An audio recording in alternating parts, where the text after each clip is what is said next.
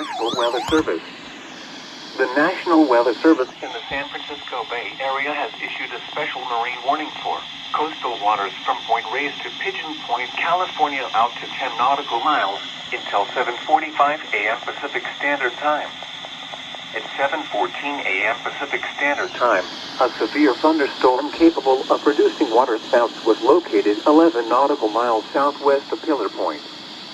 The severe thunderstorm is moving northeast at 10 miles per hour.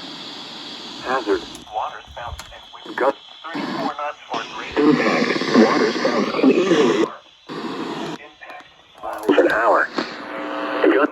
Craft could be damaged in briefly higher winds and suddenly higher waves. The severe thunderstorm will remain over mainly open waters. Move to safe harbor until hazardous weather passes. Thunderstorms can produce sudden create locally hazardous seas. Seek safe harbor immediately. The travel forecast for the